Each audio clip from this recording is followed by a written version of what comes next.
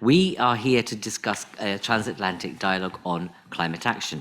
For our part, we at Friends of Europe, my name is Dharmendra Kanani, for those of you who don't know, I'm moderating this European Young Leaders Seminar. And what we've been doing in the past 6 months is to engage entrepreneurs, innovators, influencers in various ways on the topic of climate change, climate adaptation, mitigation, etc. Really to unpick some of the issues of how innovators and entrepreneurs are able to get into the parts of the ecology of climate action and be successful. Some of the issues are about scale up, some of the issues are about access to capital, and some of the issues are about actually being able to align with national policy agenda. So what we want to do is be able to reflect on these discussions, which have been hugely powerful. Some of the entrepreneurs that we have interviewed, that I've interviewed over the past 6 months, are with us. So welcome to you. You've been fabulous and powerful in your contributions. And I hope you're able to share some of your experience and thinking to this wider group here today. And so what we want to do is be able to set the scene and tone for some of the action here in terms of what could be possible through better, more improved, more effective transatlantic dialogue on climate action, but also how do you connect the dots, but importantly, the entrepreneurs and the innovators who really are coming up with some fantastic ideas because they are living within a problem, identifying it in terms of a very human way, are thinking about system change. So, on that note, I want to, again, welcome all of you. We're going to start with Laura Cozzi from the International Energy Agency, who's going to set out her, I suppose, perspective, the IEA's perspective on where we find ourselves currently on this issue. Laura, it's such a pleasure to welcome you again to the House, the Friends of Europe House, and looking forward to your presentation, but also hope you're well and good to see you. Thank you so much, Dharmendra, and good afternoon and good morning to everyone. Great pleasure to be with all of you. I see many friends, so it's nice to see all the friends and all the new colleagues I haven't had the pleasure to meet yet. So Dharmendra, I have I'm going to take a very mitigation-oriented approach to this couple of minutes discussion, and maybe just the way I've been thinking about it is maybe give a bit of a summary of what is our assessment of where, in terms of mitigation, we are in Europe and the US, and then try to give three food for thought: one risk, one opportunity, and one challenge. So where are we today, given the global energy crisis? I really think that we are in an incredible place for Europe and the US. We have never been, and we've never had, such a unity of purpose and such an unprecedented ambition. So I think that there is a lot to praise, and we can really be, I think, at the cusp of the real energy transformation, the real energy revolution that many of us have been talking for so long. And really, here, I'd say that there are many similarities in terms of billions that have been put on the tables of both sides of the Atlantics, and what those billions from the US Inflation Reduction Act and on the 5th of 55 or Repower EU on the EU side, in terms of scaling up on solar, on wind, on electric vehicles, but also on a host of new technologies, hydrogen, direct air capture, new nuclear. Now, this is incredible, and I think it is going to really start kickstarting a new wave of clean energy investment. But I would like to put the accent on both sides of something that for me is really new, and is the possibility for consumers to interact more directly into climate change. What do I mean here? In both cases, we can now have funds to go and renovate our house. We can go and get funds to put heat pumps. So we are really starting to understand that energy policy can no longer be an only energy supply policy, but has to be an energy demand policy. I think this is a big transformational and cultural shift that we haven't yet fully integrated, but can really start changing the things. Now, three things, and I'll keep very short the discussion. What is the risk? Now, currently, why energy is on the top of all newspapers is for a bad reason. Because we are being cut supplies, and we are all scared, and prices are very high. And we are being scared of natural gas, fossil fuels, and Russia. Now, the risk is that we start a clean energy transition, and we find out that while accelerating, we have similar issues on critical minerals. And in particular, we find that, wow, we are so much dependent on a very small number of countries, for example, China, on certain critical minerals that are needed for batteries, for grids, so it's an alarm bell. I think in transatlantic dialogue on critical minerals is going to be essential not to have the same trap of the finding ourselves to a one supplier only. So the first risk. The second risk is the opportunity. The second is the opportunity angle. We have just been looking at jobs and jobs in the energy sector. And what we find is that in 2022, the global energy sector, for the first time, is employing more people than pre-COVID. But where are the areas where we are having this employment growth? Is clean energy. So we are just at the beginning of a huge clean energy job boom. Now, again, where do I think we need to coordinate and have more dialogue is we need to prepare the skills and the people to fill in these jobs. Because not in all cases we have it, but there is a huge job opportunity there. The third, for me, the challenge is engagement of consumers. So again, I think that consumers up to now have been very much takers of whatever was happening. We have not really been able to talk to consumers in the right way. We engage with consumers when we are being scared because there is an affordability issue, because of we haven't really, I think, find the right tone to engage with consumers and having active consumers as part of this big transformation. And I will stop here. Thank you. As ever, brilliant. Thank you for summating and making it so sort of clear, both the risks and the opportunities. And as you say quite rightly, I mean, we've been hosting you and Fatih for many, many years, and Fatih Birol, executive, obviously the chief exec of the International Energy Agency, has been consistent about the need to look at the different ways in which we use a mix of energy, but also thinking about alternative approaches, but also highlighting the need for a greater, let's say, demand-side approach. And I'm glad you've raised it the way that you have, Laura. I just wanted to take any quick-fire reactions to what you've said. I know that we have, in this room at least, someone who's written children's books and has spoken here recently, only today, about reframing narratives. I'm going to pick on you, if I may, Laura. Francesca, Italian, sorry, that's a really bad thing to do, right? And those of you who want to speak, who are on our screens, as my colleague Alexandra has noted, use your virtual hand, please. Indicate to me that you want to come in throughout this dialogue that we're having. So over to you, Francesca. And for our virtual colleagues in particular, do introduce yourself. Yeah, sure. My name is Francesca Cavallo, and I'm a children's book author and a media entrepreneur. And we were talking today. Now, I'm currently working on a podcast for teenagers about the future of energy. And part of the work that I'm doing there is reframing the narrative around clean energy and renewable energy, because a lot of talk about sustainability has been framed as punishment. Humans have been bad before, we have polluted the earth, and now we have to pay the price.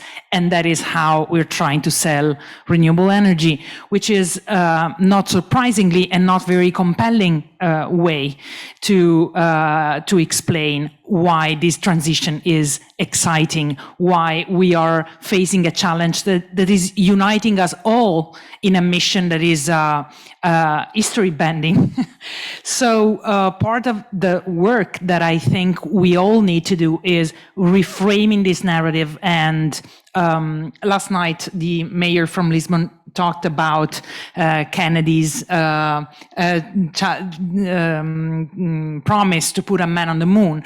And I think that is the kind of enthusiasm that we need to foster to make this this transition and to inspire people to consume better, not because they need to pay for their sins, but because they have the opportunity to save the planet. So I think we can all do a better job at this if we escape this Christian narrative of punishment and get rid of our sins. Thank you very much. Very provocative, but thoughtful and insightful, actually. So I have a hand up, and now the names are up. That's great. I can read. Is it Yamina? We had Yes. Yamina and then Jos. Hello, welcome. Thank you for joining us on this discussion. It's good to see you again. Thank you for the invitation. I am delighted to be part of this discussion. I would like to Yamina, do please introduce yourself, because I know you, but for the rest of the people here on this table would be important.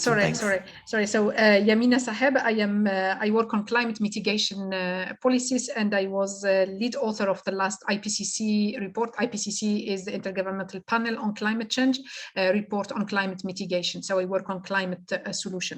And my area of expertise is mainly demand reduction.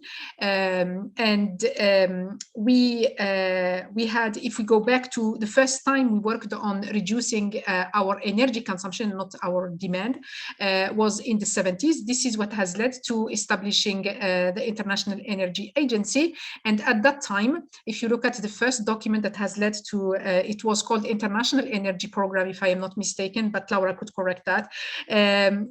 Feel free to correct that. Actually, you know these things better than I do. And at that time, in this document, what you will see, a reference is made to energy conservation.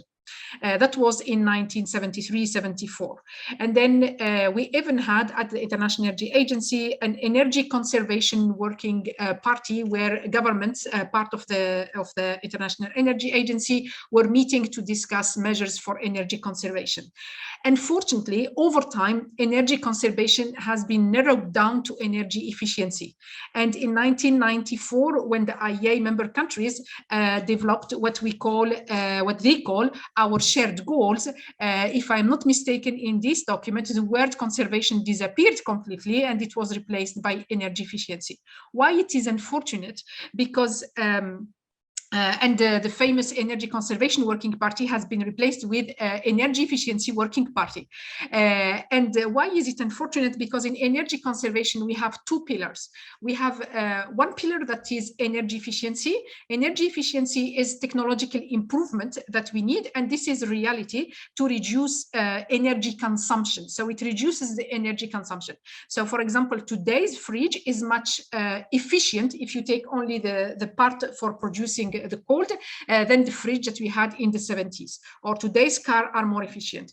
However, we forgot about the other pillar that was not named in the 70s, but that has been named this time in the IPCC report by sufficiency. Sufficiency is about avoiding the demand. Upfront measures, it's about avoiding the demand for energy, materials, water, land, while delivering well-being for all within the planetary boundaries. I will give you an example that is very easy to understand. If you work only on efficiency and on renewables, in addition to that, we had decarbonization of the supply, of course, then you would think that the solution to decarbonize the transport would be electrical vehicles. So you replace the fleet that we have today with more efficient cars that works with electricity, and you make the assumption that electricity will be decarbonized. But if you consider also sufficiency measures, and then instead of working only on electrical vehicle, you would work on mobility issues. And as citizens, what we don't especially need cars. We have a mobility need. We need to move from point A to point B. And this move is not necessarily done with cars. And this is a big shift actually in the way we see the way the scientific literature reports about climate mitigation solutions. And why it was not there, and why it's still quite new, except in countries like France, where the sufficiency, so for example, the French president proposed to develop, so the French government is working on sufficiency plans. Why it's not developed? Because not well developed, because sufficiency requires to go beyond energy energy policies.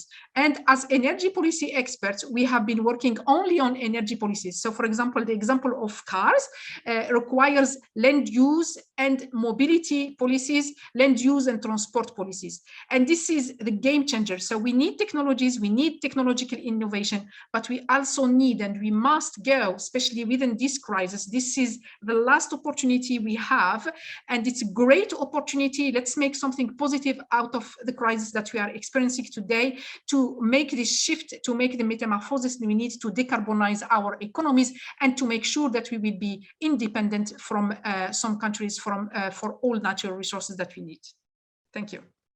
You mean thank you very much. No, that was really effective, and you make some valid and very important points around sufficiency. But also, we've just come from a session with the European Space Agency, of half an hour, where we looked at how space-based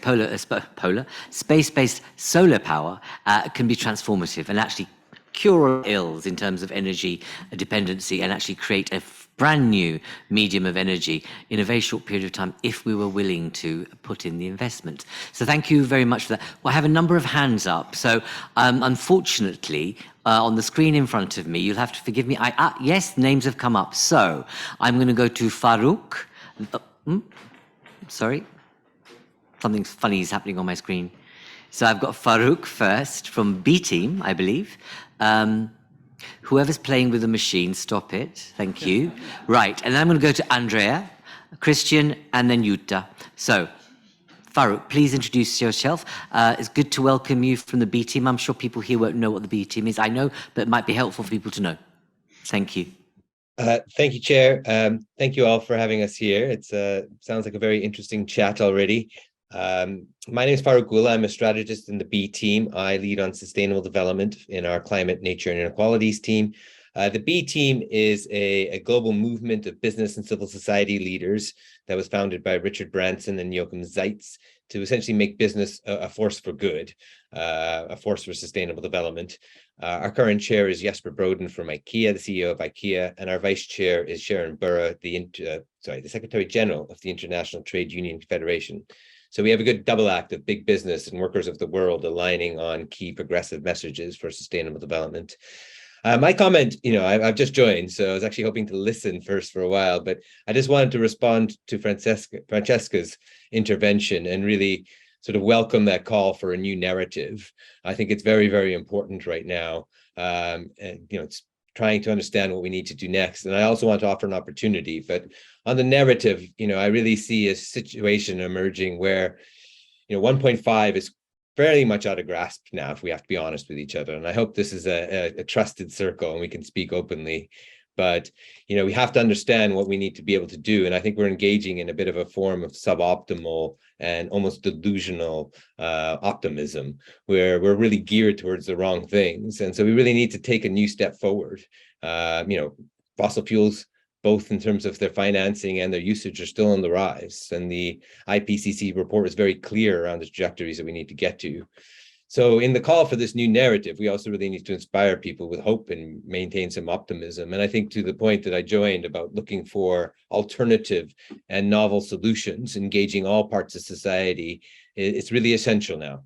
I don't think we can still let the sort of traditional energy players decide the form of the energy markets anymore. We really need to engage all of society. And to that end, the B Team, along with many partners, is undertaking something called, and really in response to what Francesca was saying, Europe's Energy Earthshot. So trying to understand what we can really do and to bring together all these innovative minds from across society. And I'll drop a link into the website here. It's an open conversation. We have people like Christiana Figueres and Mary Robinson as part of the organizing committee, who are also two of our leaders. And it's a 2-day online event to really source out these innovative solutions. And we hope that this could be our contribution to sort of finding out what those are. So I encourage everyone, if these organizers could send a link around to join us. We will do, Farouk. Thank you very much. And it's good to see that the B Team is still about. I wasn't sure how long it would last, but it's obviously you've grown from strength to strength from your early days. Well done. And congratulations to the team that's been formative in there. I need to move on very quickly, but as I've promised 3 of you that I'll bring you in, can I ask you to be very brief, because I've got a whole lineup of contributors, so I want to make sure I don't keep people waiting. But Andrea, briefly, introduce yourself, and then I'll move on to Christian and then Jutta. Absolutely. Andrea, thank you. Thank you for having me. Andrea Ruotolo, Global Head of Sustainability at Rockwell Automation. The reason I joined Rockwell Automation is because it has a broad base of automation technology in the industrial sector. And the industrial sector actually contributes 51 billion tons of greenhouse gas emissions. So that's an area where we definitely need to decarbonize and build resilient infrastructure so that the economy can keep functioning. So one of the things that I noticed is that what's actually driving change is the new ESG regulatory frameworks. So the US Securities and Exchange Commission made a proposal March 30th this year, requiring companies to have to report on Scope 1 and Scope 2 emissions of their FY23 operations. This is happening now, and that's what's driving the fastest change that I've seen in my entire career working in sustainability. So and why is that? Well, first of all, because now it's going to become a mandate. But on the other side, what companies are discovering is that even though they have made commitments to achieve ESG goals, they don't know where they stand today on their operations. They don't know what their energy, water, and waste consumption is. So I think that it's critical that we assign costs and values to these ESG metrics as soon as possible to help redefine our economy. Point well made, and I know that most continents are struggling with this policy notion. But Laura, if you can, not right now, but be thinking about an answer to that, because I think your view and your experience would be really important, given the kind of controversy there's been around ESG anyway, and not being able to create a kind of coherent approach to it. I'm going to move to Christian first, and then Jutta. Thank Again, you briefly much. introduce yourself. Christian Bușoi. I'm Chairman of Industry Research and Energy Committee in European Parliament, coming from Romania EPP party. REPowerEU, as mentioned by Mrs. Cozy, and it is extremely important and extremely relevant for our discussion today. So this is our strategy, which will contribute not only to gain full independence from Russia, from Russian gas, but also will help us a lot to reach our climate goals. So if we implement REPowerEU with such high ambitions on renewable and hydrogen, this will be extremely helpful to reach Fit for 55 objectives, and of course to reach Green Deal objectives in 2050.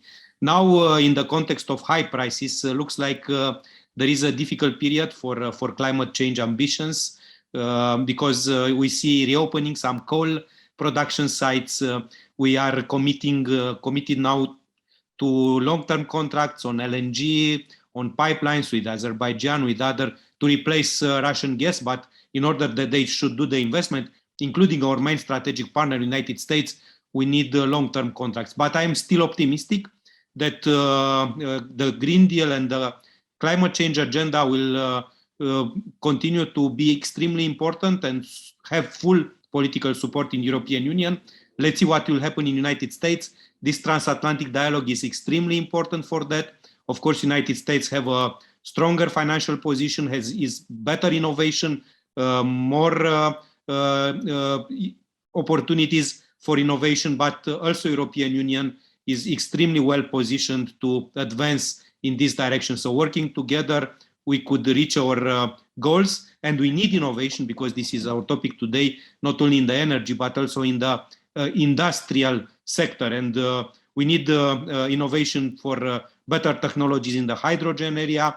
We need innovation for CCS, CCUS. So without innovation, it is very difficult to reach the climate change mitigation. Sure. No. Thank you so much. No, Christian, thank you very much. You make the point well, but as you know, the RRF, the recovery fund, basically provides the greatest, huge ambitions of a pot of money for member states to really invest in R&D, but also adaptation on a significant level. It'd be good to see in the review of the submissions that are made by member states how they are planning to adapt their infrastructure to a climate, let's say, climate-friendly approach and carbon-reducing approach. But Christian, just one brief question. Are you relating to anyone in the United States in a similar role at all in Congress or Senate, anywhere else? Just do you have those relationships? There is a special committee in the Chamber of Representatives.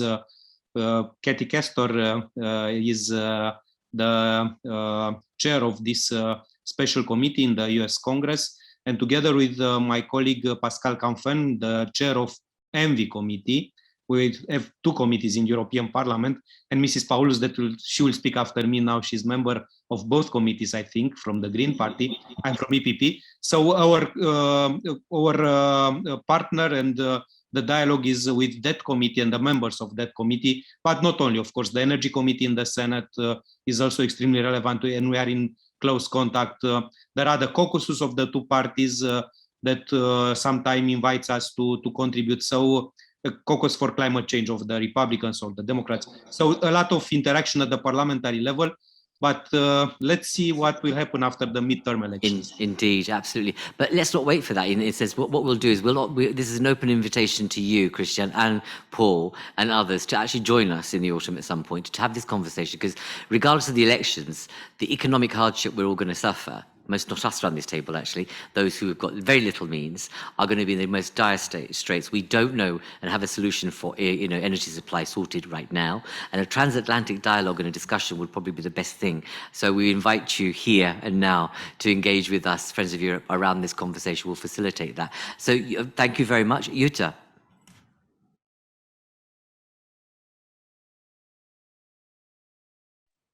Yes, now it works. Thank you very much for giving me the floor, and I promise I won't keep you long.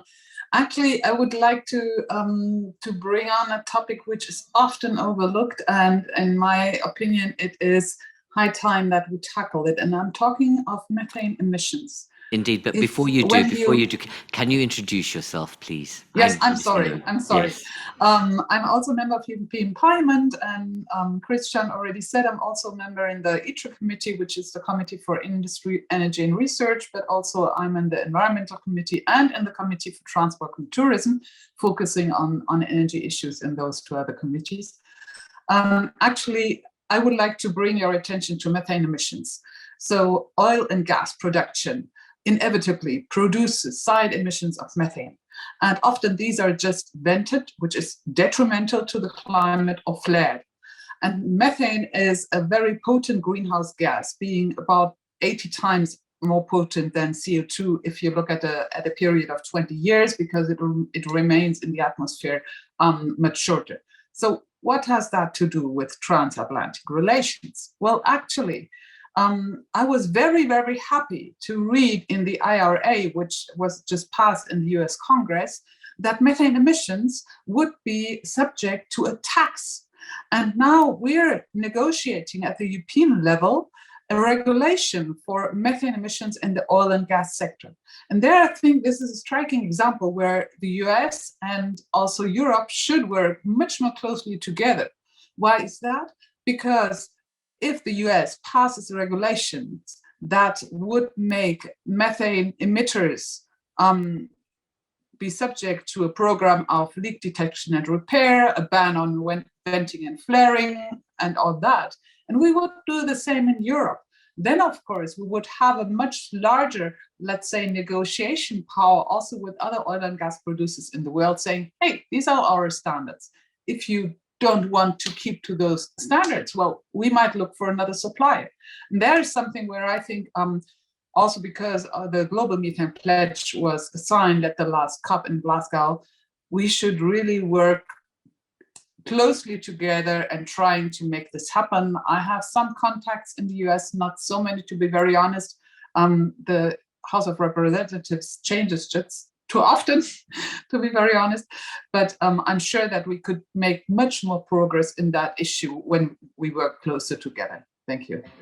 You've absolutely hit the nail on the head. That's why I asked the question of Christian about whether you have a relationship with your, contemporaries across the Atlantic. And I think, having this notion of a joint legislator conversation across the Atlantic would be really quite meaningful, just for the reason you've just given. And I think we should try and facilitate that. Even if you guys can't, we are more than, as a think tank, happy to facilitate, because I think it's going to be key that you have an independent facilitator to be able to bring together some of this dialogue in the way that we require. Because you're right, if we were to agree regulation cross-continent, imagine the power that has on behavior of companies. So thank you very much for that. I'm going to now invite Kevin Neutker, who is the co-founder and CEO of Ampere. I'm sorry to have kept you waiting. I can't see you on screen as yet. He's up in the corner.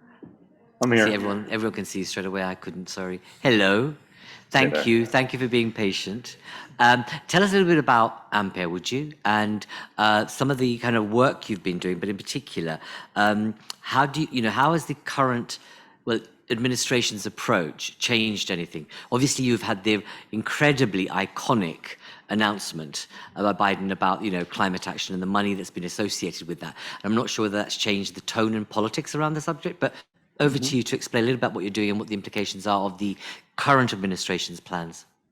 Wonderful. Well, thank you for having me. I'm Kevin Neutker. I'm co-founder and CEO of a company named Ampere.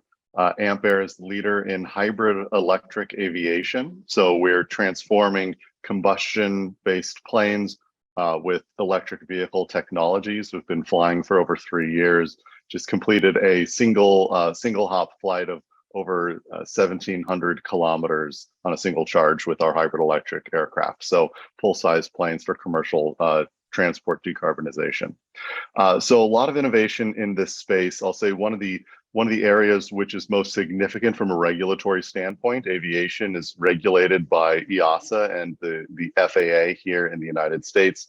Close collaboration between those organizations ensures and will continue to hopefully ensure applicability of new innovation and technology into all jurisdictions, so that you don't innovate in one and get caught by regulatory constraints to limit your deployment.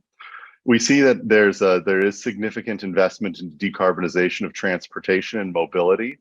Aviation has generally been on the outskirts of this. So if you were to ever look at where transportation has been listed out, oftentimes you're looking at medium and large class trucks, or maybe you've got consumer cars, but oftentimes aviation isn't on those lists. So what we've found in particular for us is a slow turn of regulatory attention toward the very hard to decarbonize air transport sector, pushing for new technologies, new propulsion technologies, electrification, and hydrogen in particular. We're seeing significant support there.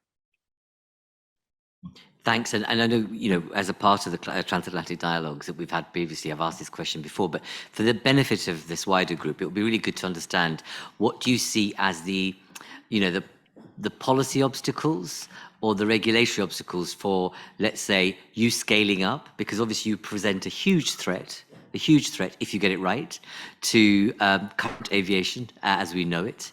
And so share with us some of the kind of dynamics that you've come across in your growth journey, and the potential policy obstacles that you see ahead. Yeah, I mean, the most significant policy obstacle that we have seen so far is the barrier toward investment, let's say public policy allocating investment funds to decarbonization, but without prescribing that aviation is part of sustainable transportation. It has limited the investment that can come into our space, which then subsequently limits the rate at which we can scale into broader applications. So that's first and foremost what I would request, is that we ensure that aviation is always taken into consideration as a significant emitter of CO2 and other greenhouse gas emissions. And then again, number two is around ensuring similarity between the different jurisdictions, so that technology which is developed in one area is readily applicable into a broad set of areas. The alternative would look like a half a decade of delay if you had to re-engineer, recertify in every single jurisdiction. It really would slow down the overall progress in the industry and to scale up to the larger planes rapidly. Great, thank you very much for sharing that. I'm sure there'll be questions potentially around what you've just said, but I'm going to move on to William. William Berg. William, where are you? Hi, everyone. Over here. Hello, Yes. hi. Good to see you Hi. again. CEO of Kling System, Kling, I think it's Kling Systems, right? Yes. And tell us a little bit about what the motivations behind Kling, and it's obviously explain what it is for the benefit of everyone around this table. Firstly, then I'll move on to my next question. And welcome. Sure. Thank you very much for having me, and hi, everyone. I'm William. I'm the founder and CEO of Kling Systems, and what we're developing is let's say an online mine. We're mapping out where waste batteries from electric vehicles, electric scooters, stationary energy systems are, and what raw materials are in those batteries, and making those raw materials, critical raw materials such as cobalt, nickel, manganese, whatever, available for recycling and reuse. Motivation behind it and why I founded it was I was at Northvolt writing my master thesis on the collection of waste batteries for recycling and looking at where do they reach end of life, and no one really knows. And a collection rate for batteries or any kind of waste anywhere is not really tracked and traced. And I argue that the solution to this is commodifying and making waste into assets, making them tradable so that there's actually a value that can be captured by getting batteries and any waste really to recycling and to be reused. And in short, that's what we're building. And I would say that is, in a few words, a trading platform for waste batteries. Excellent. I want to know, how do we invest in you really quickly so we can all make a bit of money on that? Because I can see you're going to go places, absolutely. But William, tell me, what do you see as the obstacles, moving forward? Because, it's a neat, niche, important, clever idea, okay? For you to kind of scale up, but do something across, transatlantic wise, what do you see are the issues that you'd like to identify to this audience that would help? Or identify the ones that are hindering you? Yeah, there's one very interesting point that I would like to bring up, and it's how we share risks and liabilities across the supply chain. So you have a producer of a battery and a battery system, you have a user, and then it's finally reaching end of life. And to repurpose these batteries, maybe to create a stationary storage, storing solar power from an electric vehicle battery, you have a second life manufacturer. And so how do we transfer the producer responsibility and all the liabilities coming to collection and to recycling from the first-hand producer, let's say the automotive manufacturer, to the second life manufacturer? And here there is very little guidance, and I would say it hasn't really been proven in any court. So one of our biggest struggles is working with the automotive OEM to make them understand that repurposing and second life is a very good solution for bringing more energy capacity to the electric grid, and to also just democratize batteries and the supply chain. And here it's actually very interesting on the transatlantic part. So Europe is making headways with a new battery regulation. It was supposed to come in 2020. It was supposed to come in 2021, and then 2022. We'll see if it's coming here next year. It's a very highly anticipated new part of regulations, and it's going to be amazing when it's here. And it's also pushing regulations in the US. And you see similar regulations coming in California, and it's pushing for traceability, it's pushing for second life, it's pushing for recycling, for recycled content in new battery production, and so on. So it's really interesting to see how regulations in one market influences others. And because everyone wants to be the greenest and best, it's also kind of being upped a bit for every kind of new regulation. So the targets in the US are going to be a bit higher than those in Europe, and then we're going to come back with even higher regulations here as well. But we have to mind that the first one's actually pushing for new regulations and traceability down to the cell level. on every single cell is China. And that was adopted and put into force back in 2018. So I would argue that it's not only a transatlantic collaboration here, but it's actually a global one, where we do have one planet. And I would argue that there's so much to learn and improve by working globally. China and Japan and Korea hold more than 90% of the entire battery value chain, and we just have to face that fact and say, okay, let's do something together, rather than saying they have all of this control over there, and that's horrible. That's not good. We need more democratized supply chains, and making them the villain here. But there's so much to learn from let's say collaborating eastwards as well. Now I've been jamming around for a while, so I'm gonna pass on the word. Or do you have another question? No, I don't. Don't worry. It's just that because it's a great, neat idea. Here you are as a young person, being able to kind of really negotiate the waters in a really effective way, and you have insight. So, as many people around the audience, but we need a mix of that perspective across the board. So it's good to have you and give you the floor for some time, because it's useful to know when someone has an idea, what the challenges are and what the opportunities are, but what others that are people around this room, this virtual room, can do to help and support you on your journey. So thank you very much for your contribution. And on that note of transatlantic relationships, and let's say perhaps, are we looking at a different kind of green diplomacy? And should we be having greater effort on the notion of green diplomacy, increasingly so as we move forward? We have the US mission. I think, let me just make sure I get your name right. It is, hang on one second, Rebecca.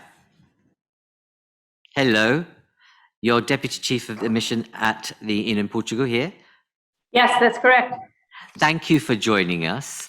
It's great to have you here. I hope you've had a chance to listen to some of this, but if you haven't, just to say that we've been talking about the need for perhaps exploring cross-continent or transatlantic legislator cooperation, and thinking about how we wire up, let's say, regulation opportunities so they have greater impact for global industry. We've been talking about the need for regulation that is not stifling, and that people have to basically remake themselves in each administration, etc., and so forth, and perhaps also the need to share more and better technologies of innovation that can move us further forward. Give us your views, please, Rebecca. Well, good afternoon, everyone, and thank you, Dharmendra, for that very nice introduction. I did get a little bit of a brief on what you've been talking about, and I have to say right off the bat, I'm a career diplomat. I've been in the State Department for 22 years. I am not a climate expert, but I am so wowed by some of the ideas I heard that you've been talking about today. From platforms to buy and sell electric batteries, to electric planes, and also to this idea that you just mentioned about doing more legislation or thinking. Obviously, our Congress has to work independently. It cannot work with the EU Parliament, but it can work in a general sense to be pushing all in the same direction. And it is the case that Congress has a travel budget, and they travel to Europe and they travel to Portugal regularly. So let's think more about how we can put parliamentarians together with a congressman and representatives from the United States. And I want to thank you, so the Friends of Europe and the European Young Leaders, for putting together this program today. I think it really supports the transatlantic relationship. And I want to thank also Mayor Carlos Moedas and his team for hosting this conference. I'm sorry that I'm not with you in person today, but I am very happy that we have technology now that can help us connect from anywhere in the world, even from Lisbon to Lisbon. So there we are. I think for me, it's very fitting that this year's conference focuses on climate change, and that really it's taking place here in Portugal, because Portugal is really taking a lead role, as we've seen from the United Nations Oceans Conference that was here in June. And during this time, we had our special envoy for climate, John Kerry, here. And he welcomed the measures that Portugal has really put forward to try and tackle climate change. And some of those, for instance, are the commitments to conserve 30% of Portugal's marine areas by 2030. Also joining the High Ambition Coalition to end plastic pollution. Investing in renewable technologies for oceans, and also announcing an ocean hub in Lisbon for ocean-centered R&D. Those are some of the things that Portugal announced that we will hopefully be working directly with Portugal in the future on. And then I think really your leadership on climate and innovation and spurring these important conversations, that will really help other countries make those same kind of commitments. So technology and innovation will ultimately help drive a less carbon intense technology and future in all sectors of the global economy. I want to mention a couple of things that we're doing in the United States, specifically that you may have been talking about or reading about. One of them is the infrastructure law, which was recently passed, which includes $17 billion to help electrify and decarbonize US ports and ferries. It also supports research and development on advanced batteries for marine applications.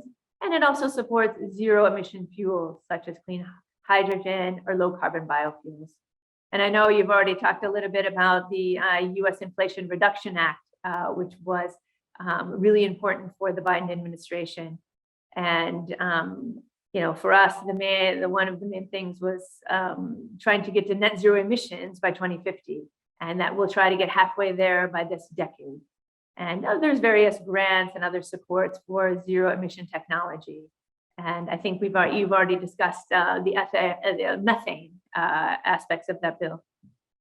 I just want to say that one of the other focuses of the United States right now is the shipping sector, and really understanding how to decarbonize that sector and how to spur demand in order to decarbonize it. So we are working with the International Marine Organization to adopt a goal of zero emissions by 2050. We're also a signatory of the Clyde-Bank Declaration to promote the establishment of green shipping corridors. And we're also co-launching a declaration on zero emission shipping by 2050 with both the UK and Denmark. So maybe most directly related to your work is the First Movers Coalition, which was announced at the COP26. This is a public-private partnership that allows companies to harness their purchasing power and supply chains to create early markets for innovative clean technologies. So we see many Europeans and American companies have joined in a variety of different sectors, including steel, trucking, shipping, aviation. So I think I'll just close now with a couple of questions, which we can think about together as a group. One of them, what part of this conference is sort of bridging government and private sector and thinking about how we can work better together. So question, what is the single best tool you as climate innovators need to fight climate change, but currently don't have? Or in other words, what can governments do for you that will help push things forward in the private sector? And then if you had 5 minutes with Special Envoy John Kerry or other leaders of the climate movement, what would you propose that they do? What would you say in that type of conversation if you had the opportunity to do so? So with that, I'd like to close my formal remarks, but I do want to thank you again for bringing your innovation and creativity, energy, and youth to this problem set. And I really think with your leadership and commitment, the sky's the limit on what we can achieve and what we can do together successfully in the transatlantic context. Thank you so much. Rebecca, thank you so much for that. And also, thank you for building on some of the ideas that have come up through this conversation. But you know what we will do, though? We'll take you up on this notion of looking at, joint legislators coming together. Of course, they have to be independent and domestically focused because they're bound by the legalities of the statutes and constitutions of your countries. But the actual sharing of opportunity and learning of how you frame legislation could be absolutely huge, but also doing the timing, because then you're capturing the marketplace more effectively, especially because industry operates across the globe often, and not just in America or Europe. So I think that opportunity to build cross-legislator intelligence and capacity to do better is something that we would really, welcome taking forward. And your notion of, what you'd say to John Kerry, perhaps you'll be able to create an opportunity at some stage for John to come over. I think we'll rely on you, Rebecca, to do that. But whilst we can, because it'll be great to have John across, not virtually, but in real life, and it will, we'll storm the house. But on that note, I'm going to invite one of my colleagues, one of our European young leaders, Jane Burston, who's actually worked in the field for a long time. Not her fault, but she's in the UK. So, having left the EU. But as a European young leader, she shares the values of the EU still. So, Jane, can I ask you to respond to some of those issues?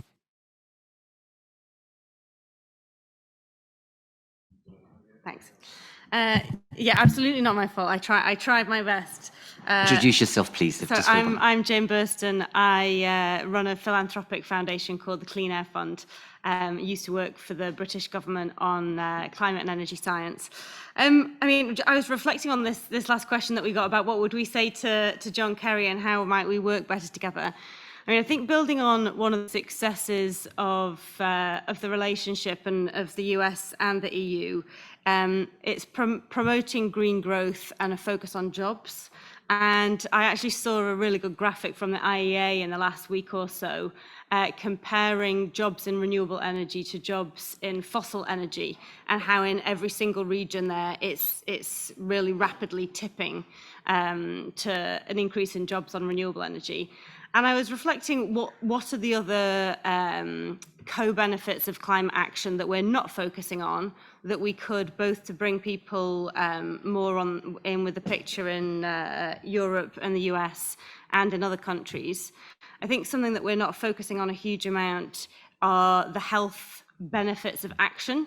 We talk a lot about the health harms of climate change, the inequity of climate change, but we don't talk about our ability to improve health and improve equity by focusing on climate action that, for example, might reduce air pollution at the same time as reducing greenhouse gases. It's something I actually have heard John Kerry talk about, so if I had 5 minutes with him, I'd probably think of something different to say. But I think if we talked about things like reduction in pollution, it happens immediately as soon as you, put filters on chimneys in industry, switch to electric vehicles. Pollution can come down overnight in a way that greenhouse gases don't. So the health benefits are immediate, and it's just much more relatable to people. One of the reasons that I switched from working 100% on climate to working now on climate and air quality is because of the number of times that when I was doing talks about climate change and then was doing talks about air pollution, everybody from the general public to the deputy mayor of Beijing to climate negotiators, they could all see how it relates to their normal lives, and it's much less politically divisive to talk about health and health benefits than it is in some places to talk about climate change. So I think if I had one recommendation, it would be let's focus a little bit more on the co-benefits, promoting it in our countries and beyond. And making it real and, something people can touch and feel and emote with. Exactly, and understand. Everybody understands fumes in a way that they don't necessarily understand greenhouse gases. Exactly, thank you. I'm now going to turn my attention and I invite another one of our European young leaders who's doing some amazing things on hydrogen and carbon capture, but hydrogen in particular. Over to you. Please just introduce yourself and see what's your reaction to the questions that Rebecca's posed. Thank you very much for giving me the stage, and thanks for all your interventions and really interesting input. So I've heard the word hydrogen. Introduce yourself first, please. Yeah, sorry. My name is Inasa Mohammed, and I run a tech company that develop hydrogen tech solutions, software and hardware for hydrogen storage.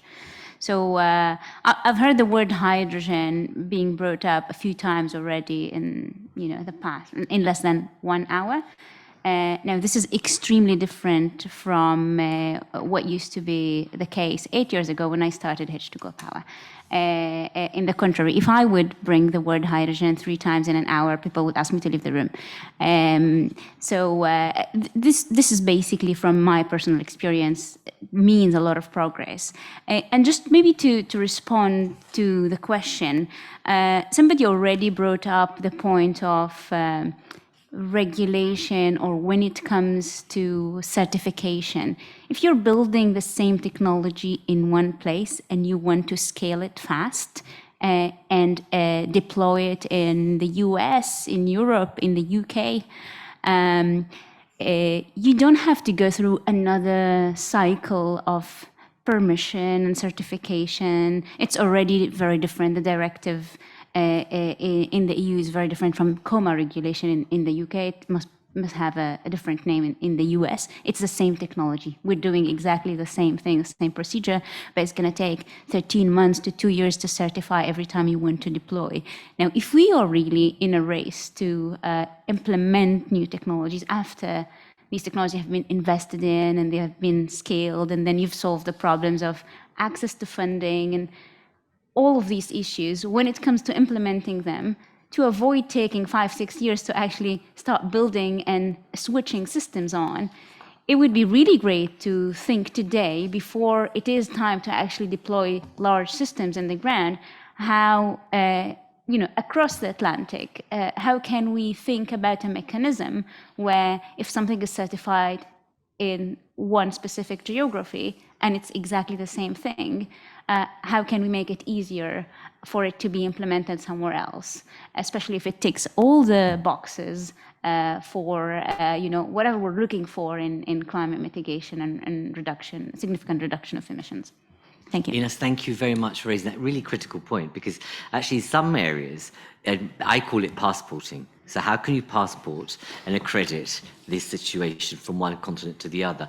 And we've done it in qualifications for academia, let's say, but we don't seem to get it right in this space. So that's something the joint legislative approach, could actually give birth to. But I'd say, there has to be better passporting between one continent to the other. But Rebecca, before you go, I will bring you in if you want to respond to some of this. But we have got so many hands up. So locally again, I've been privileging the virtual participants, but we have quite a few here. So Andre, another one of our young European young leaders, and I'll bring all of you I can see on screen, I promise, as well. So Andre, you need to come to a screen near here behind me, I suppose.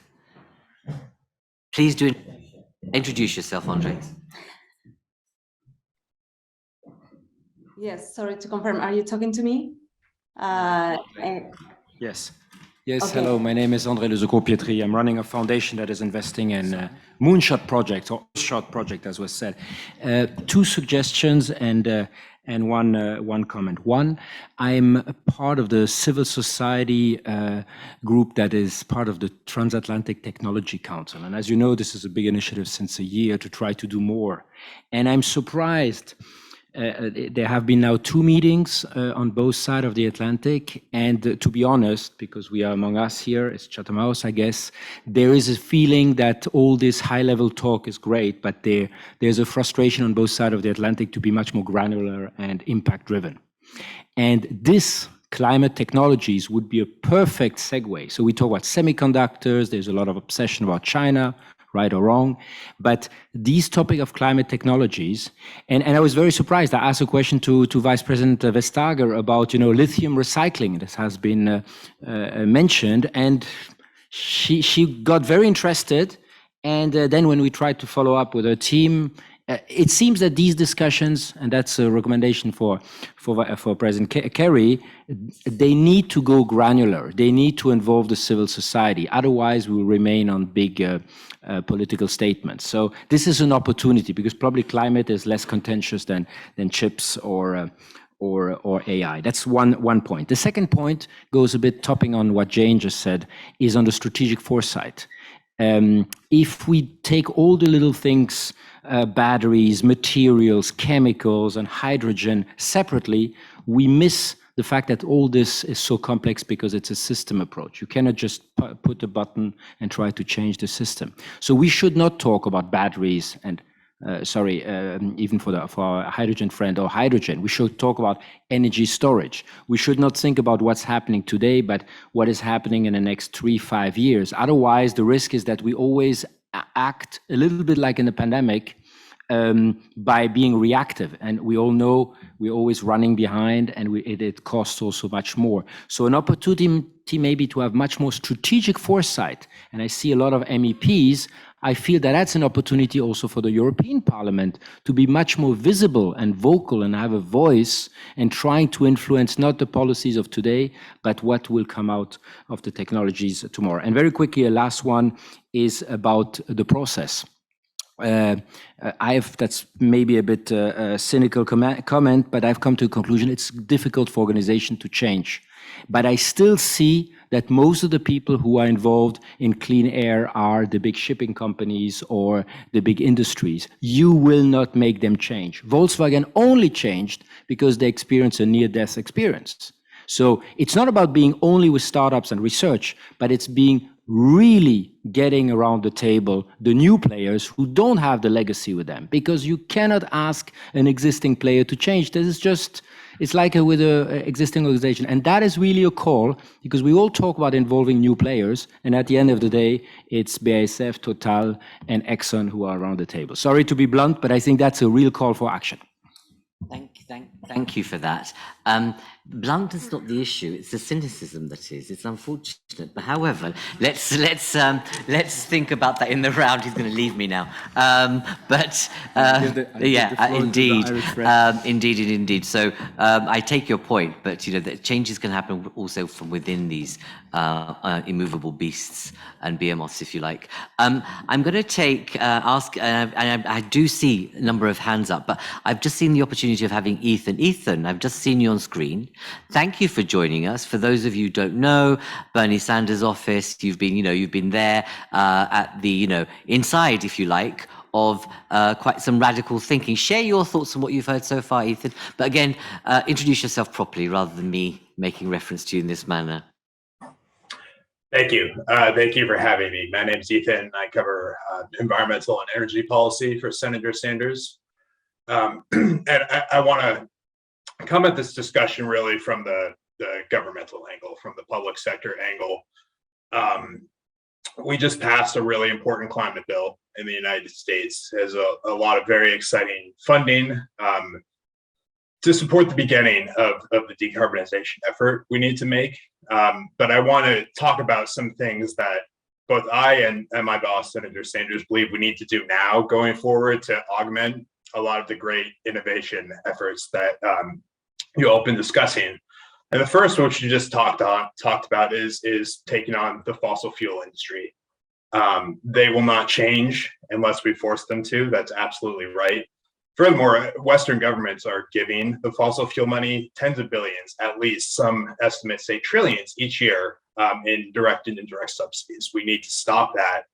We won't ever break our addiction to fossil fuels unless we do that. Another thing we need to do, and I think innovators should be thinking about, is how we support the fossil fuel industry workers as they transition out of the fossil fuel industry. We're never going to build the political movement we need without their buy-in and without their support for really aggressive climate funding from governments. Two other things that Senator Sanders really believes are important going forward is working with countries like China and India to come to an agreement on how we're going to get our emissions down, both in Western nations and those kinds of countries, as well as supporting decarbonization efforts in the global South through direct funding to innovators and entrepreneurs who can really make that happen in less industrialized countries. And the United States and other Western nations have had a disproportionate impact on global emissions historically, and we have a responsibility. Federal governments of these countries have a responsibility to provide funding to maintain quality of life and kind of avoid the dirty fossil fuelized industrial transition as much as we can. Great, thanks a lot. And Ethan, thank you for coming in unprompted in that way. But one of the things that, and I know Rebecca needs to leave in a moment, so I will bring you back, Rebecca, before bringing others in, is the point that Andre made about foresight. Now, Bernie Sanders has come across as someone who is of the people, for the people, and, has a very clear social justice agenda. What's, as you support him, how much foresight analysis do you provide him in thinking through this agenda, which I know is a difficult question, but I would pose the question of any MEP or even president, actually, if they were here, but it's about making sure how much foresight matters. It matters a great deal. Foresight in terms of what the policies you're proposing are going to impact people. and how they're going to be received, how they work, and politically, that's what building a movement is. It's anticipating what people need and showing them that there can be, in the case of Senator Sanders over the past few years, a different way than what's commonly accepted. So Senator Sanders has been advocating for very much the same message since the 60s. He's nothing if not consistent. So his foresight in that regard. Indeed, sure. I get you. Yeah, indeed it does. Thank you very much for responding to that. And we look forward to welcoming Senator Sanders some point through your good offices back into Europe at one point. But thank you for being with us. Rebecca, let me turn back to you before I know you have to go. So just a quick reaction from you before I know you have to go move on to another meeting. But thank you for being with us and raising those questions which are important. But over to you. Great, thanks so much. I really appreciate people's thoughts and really interesting discussion right off the cuff. So I can tell it's a room filled with really smart, innovative, entrepreneurial people. So I'm very pleased to be a part of this discussion. I'm John Kerry. On your first point, I will work on that and I'll come back to you if I succeed in bringing him here to be able to join a conversation with you all. I just want to mention, somebody mentioned briefly the US-EU Trade and Tech Council that has met twice. This was something that was launched under the Biden administration. On our side, it's chaired by Secretary Blinken, Secretary Raimondo, U.S. Trade Representative Catherine Tai. So we take this very seriously. There are 3 basically minister level people involved in this dialogue. So it's really important to us. And as our largest trading partner in the world is the EU, we understand that we need to make things work through this council. I would differ a little bit with the previous speaker. I don't think it's lack of getting into the details that's the issue holding that council back. I think it is actually the details. So I totally agree with the person who said we need to be able to launch and scale up in the US and the EU using the same market rules. And I think that is the goal. And as a government, we understand that goal. But actually, we have different regulatory principles and we have different regulatory bodies. And probably people know on this call, there is something called the precautionary principle in the EU, which basically says you have to prove that you're not going to do any harm. While the US way is like, well, launch the thing, and if there's harm, then we deal with it. So we come at regulation in a different way. And those are some of the things that, we are so very like-minded when it comes to democracy and freedom of press and ability to share ideas. But when we get down to the details of regulations, we're not that like-minded. So those are the things that are being worked out. I do take the point about stakeholders being involved, and I thought that was an excellent comment. I was involved in some of the TTIP negotiations long ago when we were talking about doing a new trade agreement with the EU, and we did have a stakeholders day as part of those negotiations every single time, and we learned a lot from that. So I do take that point. I guess the last point that I wanted to make, somebody made the point that big companies are very entrenched and you can't get changed. You can't get change in the market when you have some of those big players. I don't disagree with that in general, but I would also say that some of the things we're trying to do is change the market. So we're asking, what are the things that are going to drive change in the market? How do we drive demand in a different way? And if we think about things like labeling of organic products, like that drives demand towards organic products because people didn't even know you could buy that. And then all of a sudden people want to buy that. And if people want to buy it, then producers want to make that. And so on green shipping, for instance, we're thinking about that. How can we generate demand? If people want to have, their Levi's jeans shipped in a boat that is low to zero carbon, how do we think about that? How do we tell consumers that that's an option? How do we create demand for that? So I just would also, urge you to think about, how do we create demand in the marketplace that we want to have? Thank you. Great. Then, Rebecca, it's been a real pleasure. And it's not to kind of criticize other diplomats, but it's been so good to have someone who's quite frank, refreshing, and engaging in this way, and actually problem solving with no kind of airs or graces. So we'll have you back. Thank you very much. For sure. It's been a real pleasure to engage you. So, and we'll look forward to seeing you again, but also we hold you on to John, obviously, at one point, and then transatlantic cross-legislator intelligence and learning. Let's keep those 2 points on the boiler and see what we can do, especially the latter. John is obviously a great figure, but I think the actual more, and I don't mean this in a critical way, the more substantive change point will be about the joint legislative work that we might be able to shoot. But thank you very much for being with us. I'm now going to turn our attention. Go on, sorry, you want to say something? Nope, you're welcome very much, and I look forward to the next time. Thank you. Take care. I'm going to, for those of your hands have been patient, but we've had people here patient because, you know, my colleagues around the table can't put a virtual hand up, and those to the sides of me I cannot see. So they're having to pass me notes. So I do apologize. So I'm going to kind of take a French flavor for a moment. So Thibaut, I'm warning you. Thibaut, I'm going to call you in for a moment. But before I do, Nicola, one of our European young leaders, what do you have to say? Well, I'm not a climate expert. My name is Nicholas Bryan. I'm the chairman of the European Startup Network, and I felt compelled to speak up. We've been basically presenting technology as a piece of the solution here. I think it's time for us to realize that technology can also be a piece of the problem. It's to me, it's very, very striking. We are not in 1992 anymore, which means that the US and the EU can agree on many things, but that's not enough to make the rest of the world move.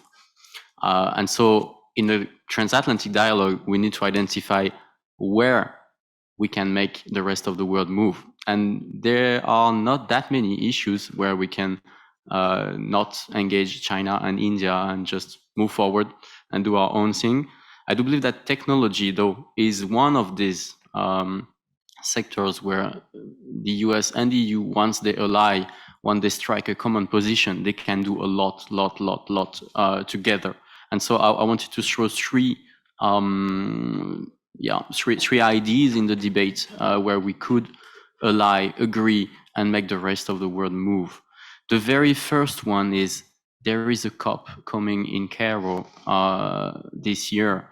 Why don't we just give a clear mandate to our negotiators, the US and the EU, to put the carbon footprint of the tech sector on the table with clear step forwards? This has never been discussed at a COP with clear mandate from the EU and the US. That would be a major change if we could discuss this in Cairo. Let's not act like data centers don't have any impact on climate. Let's not act like our smartphones have no impact on the climate. It's not only planes and shipment company. The second thing is that I'm going to turn to my Dutch friend and show him the Fairphone, which is one of the very few smartphones in the world that actually cares very much about the minerals. And we say that software is eating the world. The minerals used to actually produce these smartphones are also eating the world, eating the earth, eating the health of many children. We cannot act like nothing is happening. And if there is something where the US and the EU could clearly act, is managing the supply chains. We cannot buy gold from Uganda and Rwanda, which are two countries with no gold mines, and pretending that nothing is happening in the Congo. And the last point is, you wanted a French flavor, Dimandra, you're going to get a French flavor. I'm going to talk about taxation. There are many taxes that are destroying the environment, and there are many tax exemptions that are destroying the environment, including, for instance, tax exemptions for the fuels, the plane for fuels, kerosene, I think. This is an international fiscal agreement. This is an international tax agreement. The US has been totally instrumental when the OECD started working on tax havens. I do believe that the OECD should start a transatlantic dialogue and remove all these tax exemptions. Thank you so much, guys, for accepting this French flavor. Never going to live that down, realize that, don't you? I was doing that in a nice way. But, you know, some really good ideas, but let's come back to that in a second. Thibaut, do you want, I mean, obviously I'd like to bring you in, but if you don't want to say something, I've got plenty of people lined up. Thibaut. Yes, hi, I'm here. Would you like to contribute to the discussion in terms of explaining what you do and what some of your responses? Because obviously, I've interviewed you before as a part of the dialogue, but it would be interesting to share that with this wider network.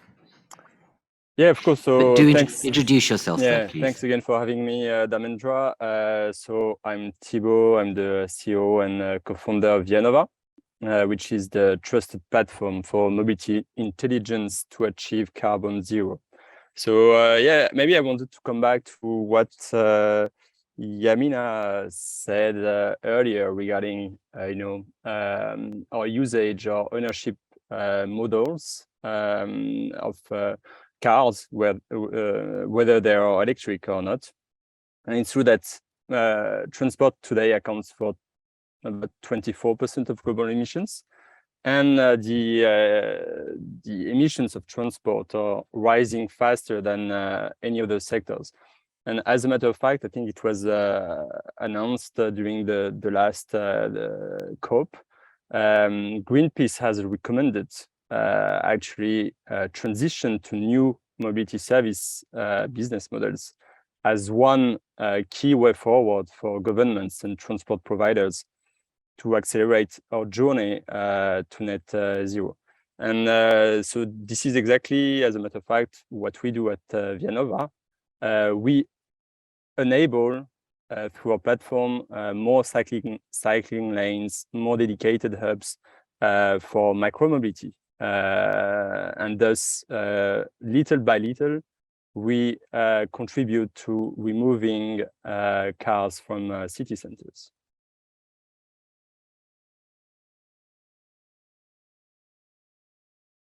Thank you for coming into this, because I really wanted to introduce the technology you're developing as well, because I think there's something about this kind of space that we've created for people to really understand what each other are doing, but also harness the potential collaborative energy that you could create if you were to come together in virtuous ways, if you like. Gilberto, you've had your hand up for such a long time. I do apologize. I'd like to bring you in next. Please do introduce yourself. Hello, good afternoon, good morning. I don't know if you can hear me. Can you hear me? We can, thank you. Do introduce yourself. Yes, I just need to thank Friends of Europe for the invitation first, Mr. Crystal and Natalie, and thank you all for having me. My name is Roberto Secacinda. I'm a young activist from Angola and Portugal. Right now, I am in Portimão, in the south of Portugal, and I have been in the pre-COP in Italy last year, and I'm going to be in New York in the United Nations conference on September. So I already heard Mr. Rebecca from the United States, and I heard about the hydrogen. We talk about climate change, this transatlantic conversation, and getting to net zero, 1.5 degrees, but we need to talk about the real problems that are driving all these transition, that is the climate change that is happening in poor countries and in developed countries. That right now the heat that we are going on in Portugal is because of the pollution that the world is doing and is doing like for so many years. In Angola and in Africa, we are the ones that are like suffering the most with the climate change issue. I'm talking with a little bit of with my heart a little bit filled, because we are passing by so much dryouts, floods in my home country, and we cannot. How can I say?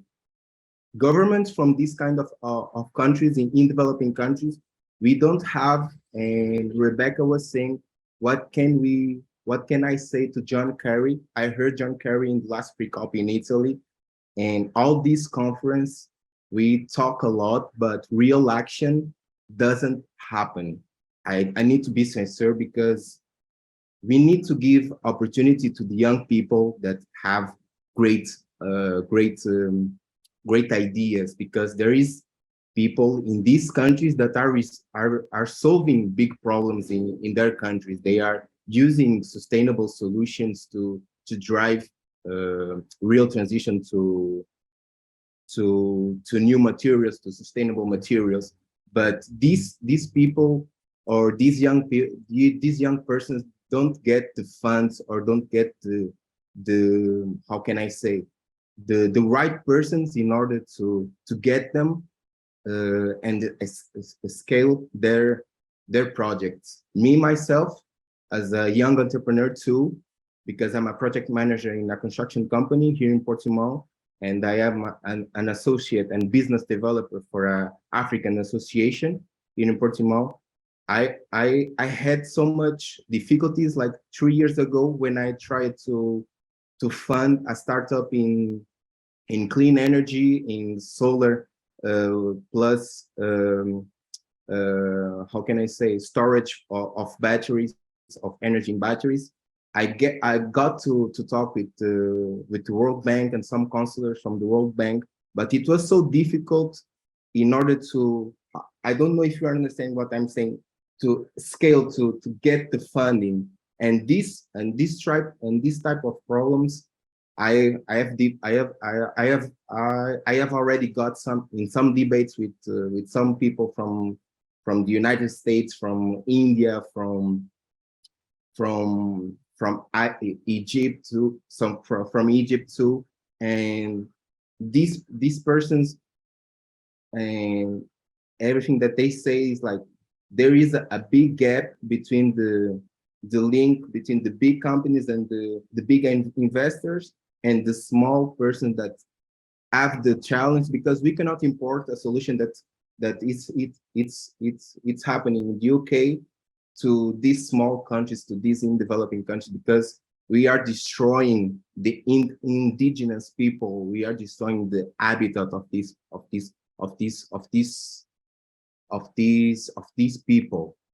So what I say is like we need to give opportunity for these persons to talk, to explain, to present their projects, and to give real action and to put the hands at real work.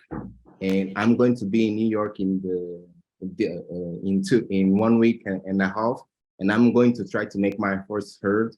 And good, sure, I will try to make good contacts, and thank you so much for having me. No, Gilberto, thank you. Thank you for joining us. I'm sorry I wasn't able to take you earlier. I couldn't see you clearly in terms of the hands being up, but now I have, and I'm glad we did, because you brought in that dimension of having a voice, being able to think internationally, but also that the gap you identify is by no means particular to you. With all the entrepreneurs that we've interviewed, the scale-up challenge and scale-up money is huge. And often it can be gendered, but it can also be racial. What we know is that the people's ability to take investment bets are higher on white men who are young rather than women and ethnic minorities. It's just fact, unfortunately. But things are changing because actually there are many entering the marketplace that are creating, women venture capitalists are supporting other women, etc. and so forth. So, but you make a really good point about scale up. But that is regardless of ethnicity and gender. The scale up problem is there for all entrepreneurs, and there's something there about how do governments take a more intelligent approach to risk and a more intelligent approach to failure. Because they all talk about learning from failure, but hardly anybody wants to actually own up to the fact that 10% of their portfolio failed because it doesn't look good. But it's about changing the narrative, isn't it? About how do you grow properly? So I'm going to move on. I've got quite a few people who've been waiting. Ritsa, and then Jos and Vladimir. And then Andrea, if I've got time, I'll bring you back in. But as you've had one go at it already, and I know that these three have been very patient. So Vitsa, very good to see you. Do introduce yourself and your issue. And then similarly, Jos, and good to see you too, and Vladimir. Thank you. Likewise. Hi, everyone. My name is Wietse van der Werf. I'm a social and ocean entrepreneur based in the Netherlands and the UK. And kind of leading on to what Gilberto said about giving young people the opportunities. And while Ethan and others from the US are still in the call, I think it's good to also say that unlike Rebecca mentioning that you should thank us for the inspiration in Europe, in the transatlantic context, it's also us that you really thank the US, because if we're talking about the Green New Deal, that New Deal aspect is very much inspiration from the US, where during the Great Depression in the 30s, actually President Roosevelt was able to mobilize millions of unemployed men to restore US landscapes. You know, it left a huge legacy. And I think there's so many lessons to be learned from that legacy and that history. Over the last 7 years, we've translated those lessons from the New Deal to actually work in the private coastal communities, train young people as sea rangers to carry out large-scale restoration of ocean biodiversity, directly employing veterans, maritime and fisheries workers, to also transition those people into green jobs. And so I think preparing for the skills and jobs, which is something Laura Cosi mentioned earlier, big opportunities, but also very big need. So I think, really to honor what I guess the New Deal used to be about back almost 100 years ago. I think it's so important that we're not just about involving and inspiring young people and the next generation to have a voice, but that we're actually enabling them to go into those careers and to really lead that transition and implementation of those climate solutions. So I just wanted to raise that actually the younger generation, there's far more potential there than I think we give it credit to. No, point very well made, Ritza. Thank you very much. I'm not going to move. Thank you. Really, it's an important point you make. Jos, Vladimir, and then Peter. Pete, if you're still there, it'd be good to bring you in, from back again to the US perspective. So, Jos first, do introduce yourself, and it's good to see you after a very long time. Yeah, thank you so much for inviting me, and I'm gutted that I couldn't come to Lisbon in person. Can you hear me okay? Can, but do introduce yourself, just for the benefit of everybody here. Yeah, so my name's Jos Garman. I'm the UK director of the European Climate Foundation, which is a big pooled philanthropic fund supporting the climate movement around Europe. My point was about Rebecca's question around the best tools, and so much of the decision making around which tools are deployed and the balance between regulation versus investment versus pricing versus reliance upon individuals taking change in their own lives is ultimately driven by public sentiment, and then the impact public sentiment has on political sentiment. And I feel like this is a key area where we can learn from the US at the minute, because they've obviously had such a polarized debate that the nature of the package that they've landed on is really responsive to where the public sentiment has been. And so the fact that climate's been so controversial and that the landing ground for what they could do has been so narrow has meant that the package they've put together, I think Europe can learn a lot from, as we kind of, in a way, go into a period of a debate around climate change that is becoming more polarizing because of the nature of the choices involved. And I think linked to that is the fact that there's this chasm in public understanding around what the choices are that are coming down the track. So what's really encouraging is the opinion poll survey showing that there's incredibly high levels of public concern about climate change and support for action around Europe. But what's really unnerving is the fact that people really don't understand what the trade-offs are and what the decisions are that are coming down the tracks and what that could involve.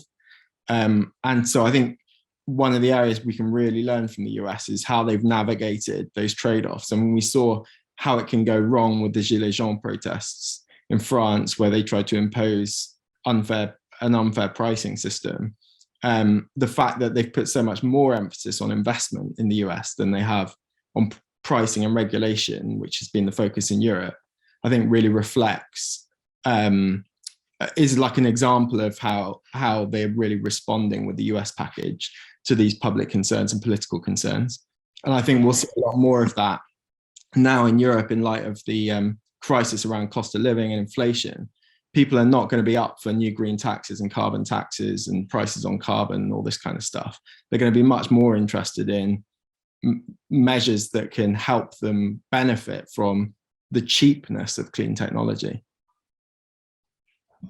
Thank you, Jos, for making that contribution. Also, don't forget, I suppose, the issue that we're overlooking, obviously this is called Transatlantic, but the opportunity that Africa provides in this whole debate to look not necessarily west or east, but down south, where the opportunities for clean energy, renewable energy are huge and vast. And I think one thing that we mustn't lose sight of is that relationship that we need to craft on different nature. Vladimir, very good to have you with us from the Commission. Please do introduce yourself. Yes, hi, thank you very much. My name is Vladimir Zuberec. I work in DG Klima and Director General for Climate Action in the International Directorate, more specifically on the relations with the US. But I just wanted to start with what Jos has said. That I very much think, and first of all, thank you very much for inviting me and for having me here today. It's been a very inspiring debate with a lot of takeaways already for me. And so I just wanted to share the following on the sort of transatlantic relationship and the IRA, the package that has been just adopted now. I think it's very much a mutual learning experience, because I mean we have had in Europe the Fit for 55. And the EU climate law before, the IRA package was adopted this summer.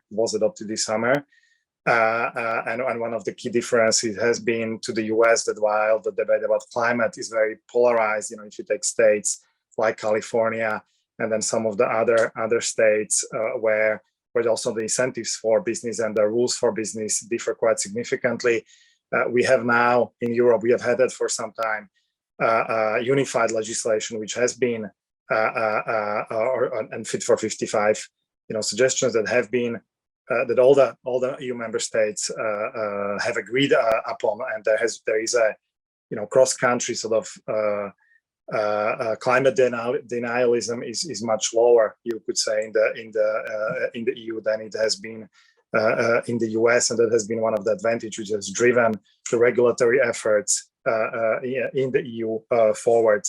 The second point that I wanted to mention is that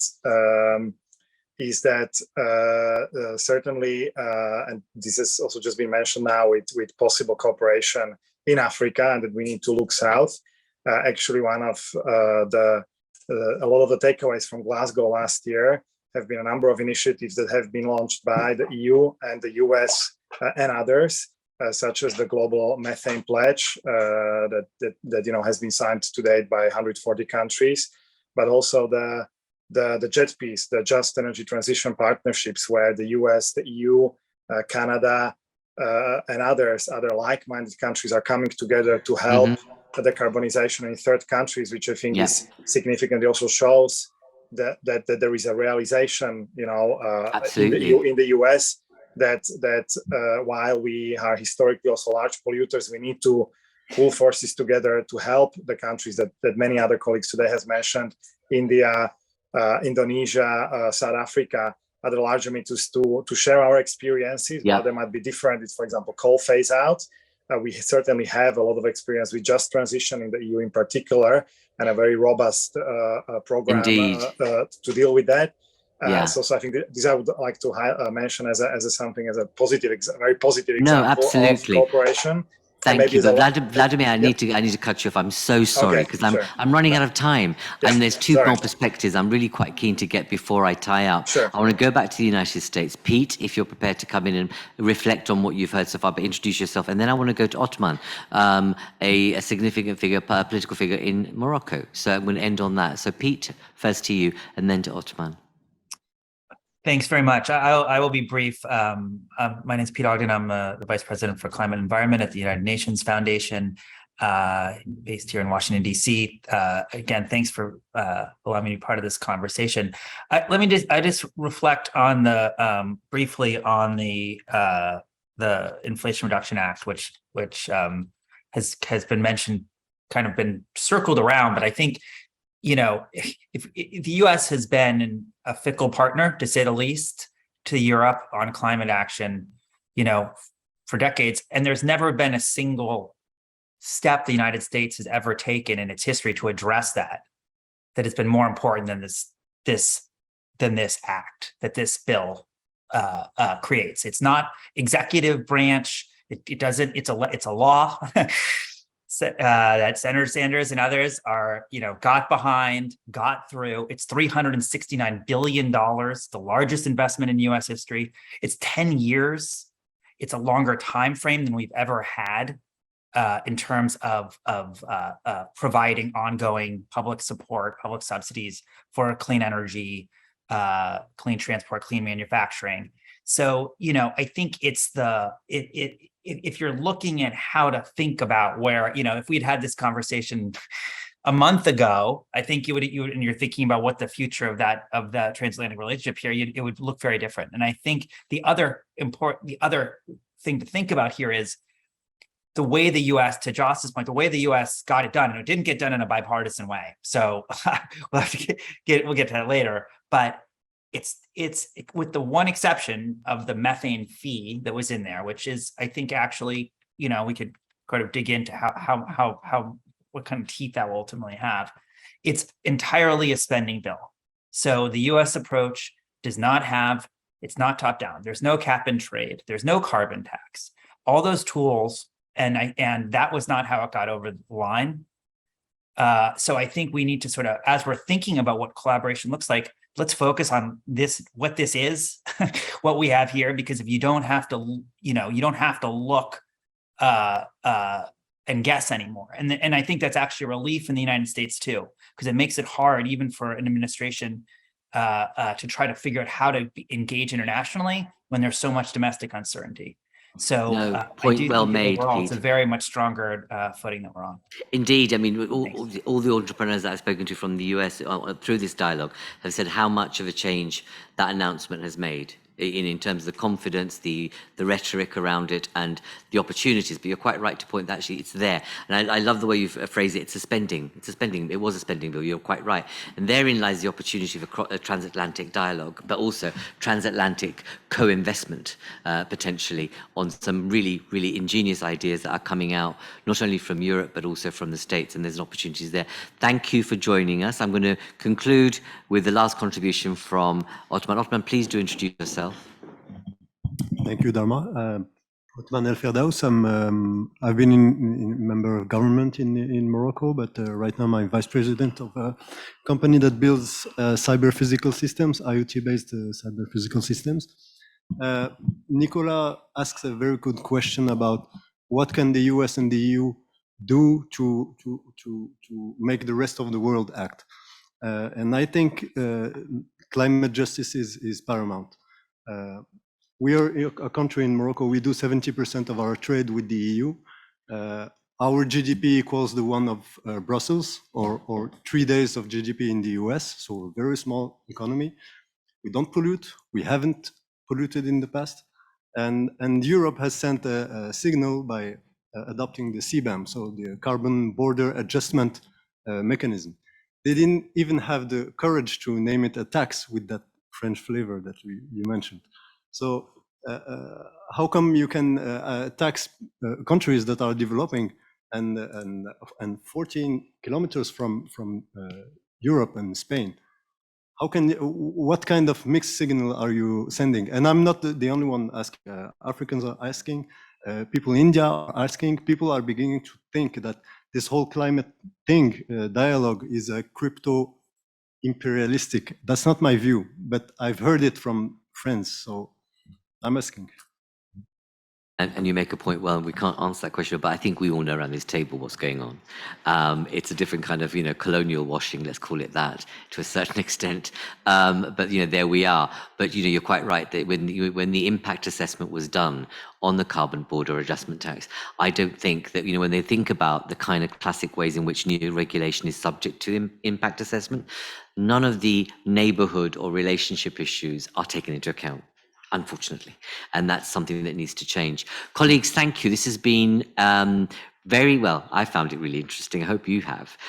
It's been really it's good to have this kind of dialogue, and I hope that we can continue this. This has been an experiment on our part at Friends of Europe, that, we're able to dip our toe into having, and, I particularly, those of you, if you've watched them, the Transatlantic Climate Dialogues that we've had over this 6 months have been fabulous. And it's been great to mix with some of you like William, Kevin, and Charlie, who's in the audience as well, who I didn't get a chance to bring in. But, these fantastic entrepreneurs who are doing, creative negative things on both sides of the Atlantic. And I think we need to find greater opportunities. One of the things that I've said to all of you when we've had these sessions over this past 6 months is that I wish we could create a really interesting, either virtual or physical sandpit between you.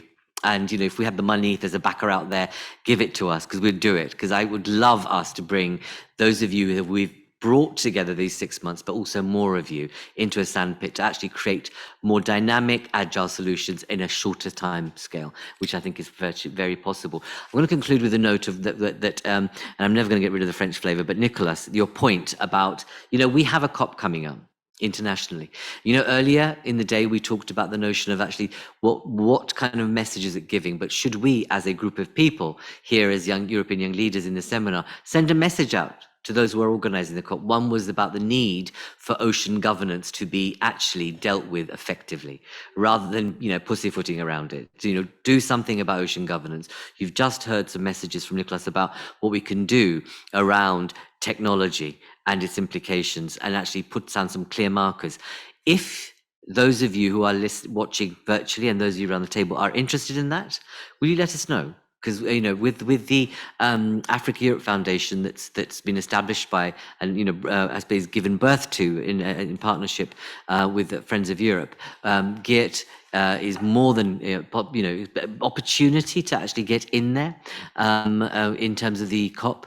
Are significant. So if you are interested, we can put something together as a very practical call out to those who are organizing the COP to say, whilst it will be about a North and South dialogue to a certain extent, I think what you've discussed will come out because it's coming from Egypt. And that's not a but. And we need to make sure the issues around tech and ocean have to be at the forefront. And Ethan, from your side, if your dear Senator Bernie is able to use his influence to influence the COP, that would be great also on these agendas. So thank you all very much. It's been a real pleasure, both here around the table and virtually. The French flavor wants to say something. One conclusion on your conclusion. I would love to have exactly the same dialogue with Chinese young leaders, because they are a big piece of the problem and a big piece of the solution, and I have absolutely no clue about what they think on these issues. So if I can just say, we mustn't buy into, on that point, we mustn't buy into this notion that, it's like saying all Europeans or all French are going to be the same as a representative of Macron or whoever, or, heaven forbid. Imagine if the UK was seen through the lens of Boris. My goodness, it would, or Trump as United States. By my means, the Chinese entrepreneurs and let's say foundation leaders that I've worked in the past have the same concerns that you do. They have absolutely the same concerns that you do, but they operate within a different democratic or autocratic system. But that's their livelihoods. They have to make sense of that. But these are people who've been to Harvard, they've been to Oxford, they've been to Cambridge, they've been to Manchester, and they've brought that experience back. And a lot of them are working in the administration. But that's going to take a long time to shift. Then these youngsters who are in their 30s and 40s are not going to be able to shift the behemoth that is the party. But it will take time. But I think the cross dialogues is a really good idea. It's a really good idea. This is going on. That I've got a coughing Natalie saying, please stop behind me. Go on. Just very quickly, maybe to add on top of the French flavor. I think for the benefit of Europe, this is the right type of conversation that we need to continue having, where you don't only discuss Europe and you don't only bring a European voice to the table, because we're discussing a global problem. Without the global perspective, it will be impossible to solve a problem in Europe for Europe. It will need to have the global dimension. And I really enjoyed this discussion and the input from across the Atlantic. But I really, really hope that this will continue. And this is just a start. Absolutely, we hope to. I think our commitment is to continue this dialogue. But, we do need a little bit of dosh to make it happen over time.